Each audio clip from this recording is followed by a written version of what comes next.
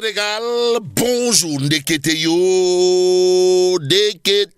Abdelou Kheweti. Loukheu, Tribune continue ce matin de révéler 425 milliards de francs CFA d'emprunt non divulgués. Financial Times révèle la dette cachée entre guillemets, la dette cachée du gouvernement de Ousmane Sonko. Vous le déconnez? Voilà, bon, pourquoi le ministère des Finances n'a pas, alors là, pas du tout communiqué sur cet emprunt? Voilà l'interrogation Kouroubaïfal et Molde Mourine de Tribune continue ce matin dans le journal du groupe des médias. Il est question de la réaction du professeur Mamadou Bassirou Kébé qui, sans contour ni détour, déclare des accusations de dette cachée aux emprunts secrets, l'alchimie d'un naufrage financier, Limba Diabalowai. En tout cas, les termes des contrats signés avec les prêteurs n'ont pas été, alors là, pas du tout été partagés avec le FMI, d'autres bien entendu. Tribune, le journal Les Échos, à ce sujet d'indiquer incroyable mais vrai, ou encore qui l'eût cru. Bon, le Sénégal emprunte secrètement, c'est-à-dire emprunte in the pet 650 millions d'euros. Faut-il dire Euskei ou Tchei? Bon, Kasongo ye Mobali Nanga Kasongo Wadaweo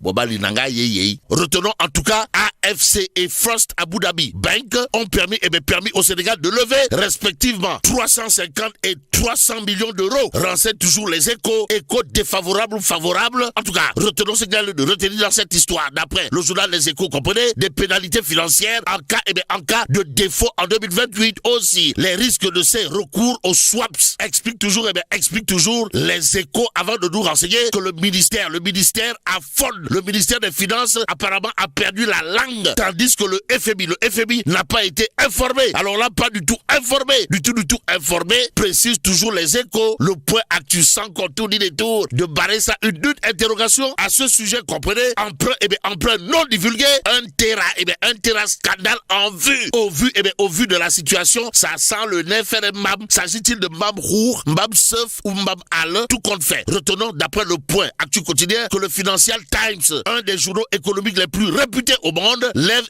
un gros lièvre. En tout cas, le média anglais jette un pavé dans la barre, pour ne pas dire donne un coup de pied dans la fourmilière, en révélant que le Sénégal a emprunté 650 millions d'euros auprès d'institutions internationales sans le déclarer publiquement. Et ce que rend public, le quotidien porte sur un fait clair, c'est-à-dire cousu de fil blanc, voire transparent, à savoir révélation du Financial Times, la dette cachée de Ousmane Sonko. En d'autres termes, la dette cachée dont il est question aujourd'hui, d'après le quotidien est celle de Ousmane Sonko, et celle de Ousmane Sonko. Bon, le pays a emprunté 422,5 milliards de francs CFA auprès de deux institutions financières à Abu Dhabi. Nous livre bien entendu le quotidien, l'éveil quotidien pour sa part d'indiquer finances publiques, polémique autour d'un emprunt de 650 millions d'euros. Et ce que prend pour argent comptant et compté dans cette histoire le peuple quotidien, c'est un emprunt non divulgué. Et là, le régime Pastef, les patriotes, pris dans le karma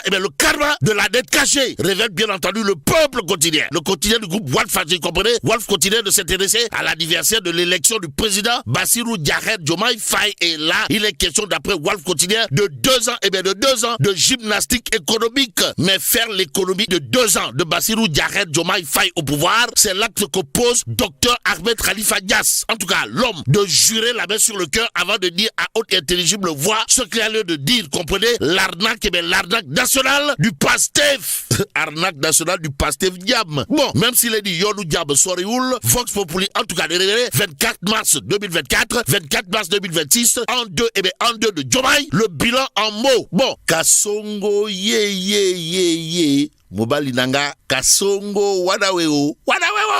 Mobali Nanga ye. L'analyse de l'économiste Maïssa Babou Ali, bien entendu, dans Vox Populi, l'homme de considérer à plus d'un titre que malgré tout, le Sénégal reste debout. Mais il faut quand même noter des tolof et des Djafé.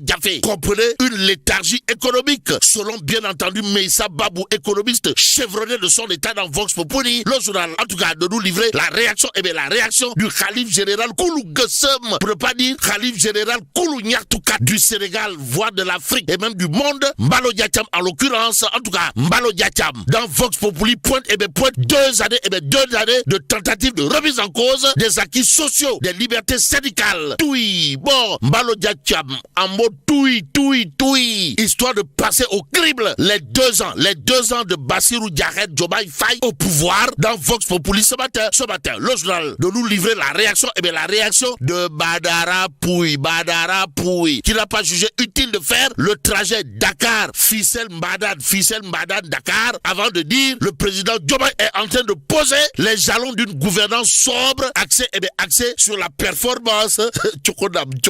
Bon, retenons également que selon Badara Pouy, cadre de Pastef les patriotes dans bien entendu Vox Populi, il a besoin, le président Diomaye a besoin de recentrer son gouvernement et mettre dehors ceux qui ne veulent pas travailler, car il sera le seul à rendre compte au peuple en 2029.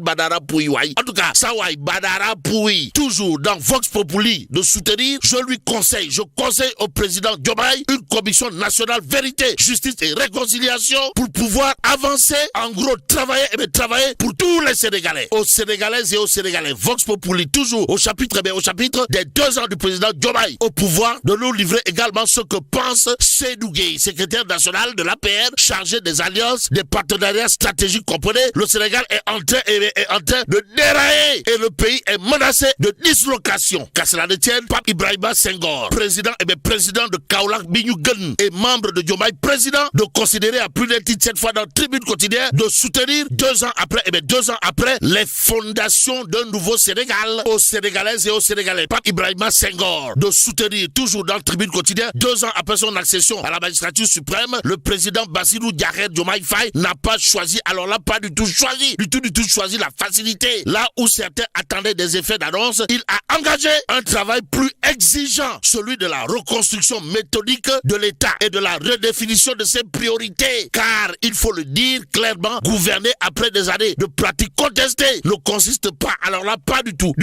à promettre davantage, mais à remettre de l'ordre, du sens et de la cohérence dans l'action publique. Pape Ibrahima Senghor, président de Kaolack Bignougen, membre de la coalition Diomaye président, dixit bien entendu dans Tribune ce matin. Mais ce matin, le journal du groupe des médias de relevé, jeunesse, paysans, étudiants, enseignants, blouses blanches, ambulants, justiciables, religieux et entre autres, tous déçus du bilan des 2 ans du duo Diomaye Sonko. En tout cas, 2 ans après, aucun secteur ne marche. Explique bien entendu Tribune Quotidienne avant de chercher à savoir, histoire de faire savoir, mais où sont les réformes promises pour une meilleure indépendance de la justice. En tout cas, l'évidence quotidienne à propos des 2 ans de gouvernance de relevé que Gumsebob les Djambar dresse un bilan critique. Et là, c'est Moussa Niang de Gumsebob les Djambar ou l'organisation politique dirigée par le Djambar en chef Bougane Gueye Dany qui relève l'imposture du siècle. 2 ans de gouvernance sous le sceau des scandales. En tout cas, scandalisé. Moussa Niang de Gumsebob semble l'être, si on en croit le Dakarois quotidien, le journal en tout cas de nous renseigner. Gumsebob les Djambar livre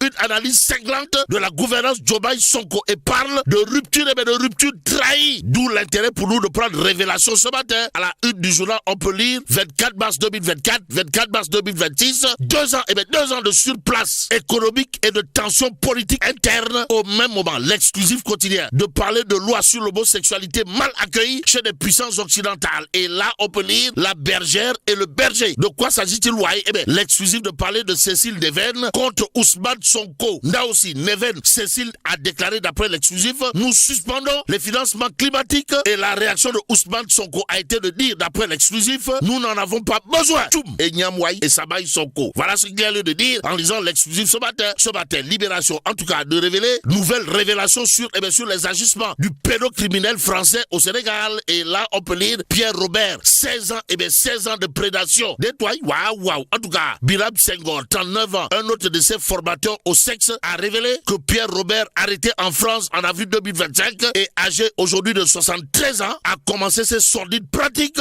au moins en 2009 alors qu'il logeait à la Médina.